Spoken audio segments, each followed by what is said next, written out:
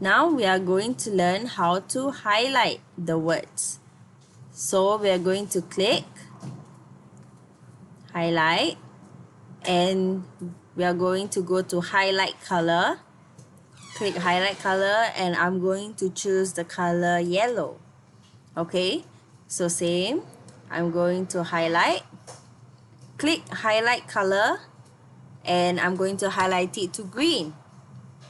Or we can do a custom color where I will highlight the word, go to highlight color, click and go to custom and I'm going to choose green.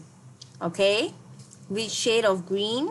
I'm going to choose this shade of green and I'm going to click OK. So let's move on to examples. I'm going to highlight I am 18 years old with the color red.